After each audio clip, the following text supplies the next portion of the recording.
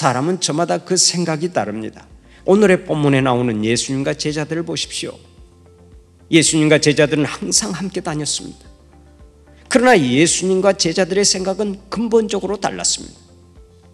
제자들은 예수님이 장차 이스라엘의 왕이 될 것으로 여겼고, 그렇게 되면 찾아올 권세와 영광을 생각하며 늘 꿈에 부풀어 살았습니다. 하지만 예수님은 십자가의 죽음을 앞에 두고 고민해야 했고, 철없는 제자들을 이해시키고 격려해야만 했습니다. 예수님은 본문을 통해서 여전히 허상만을 추구하는 제자들에게 안타까운 마음을 가지고 위로와 소망의 말씀을 주십니다. 그런데 이 말씀으로도 불안하셨는지 제자들을 안심시키기 위해서 조금 있으면이라고 하는 말을 자주 사용하셨습니다.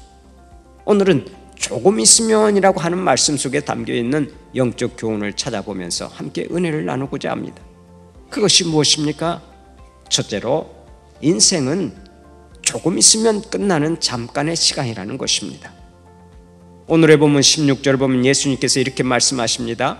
조금 있으면 너희가 나를 보지 못하겠고 또 조금 있으면 나를 보리라.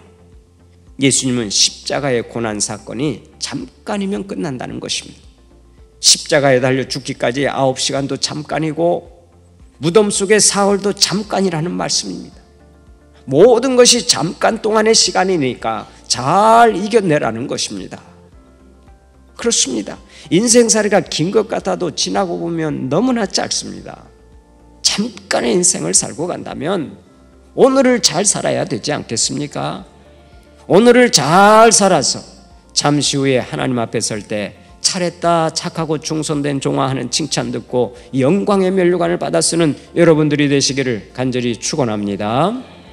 다음 두 번째로, 성도에게도 고난은 있다 하는 것을 알아야 합니다.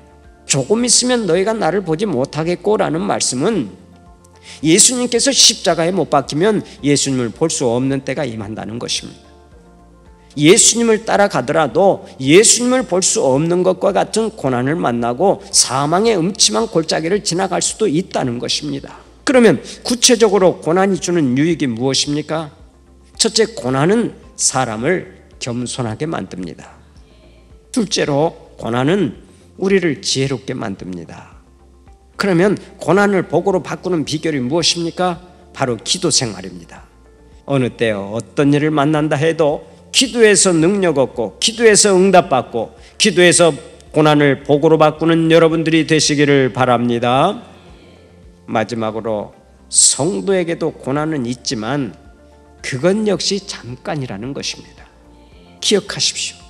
우리가 겪는 고난은 영원한 것이 아닙니다. 다 잠깐입니다. 반드시 끝나는 시간이 있습니다. 우리가 한 생을 사는 동안 고난은 친구처럼 따라붙습니다.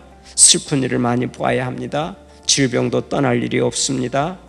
그러나 이 모든 고난이 잠깐인 것을 믿으시기 바랍니다. 사랑하는 우리 성도들은 잠깐의 인생을 잘 살아서 우리 하나님 앞에 설 때 잘했다, 착하고 충성된 종아 하는 칭찬 듣고 승리의 면류관, 영광의 면류관을 수여받는 주님의 자녀들이 되시기를 간절히 축원합니다.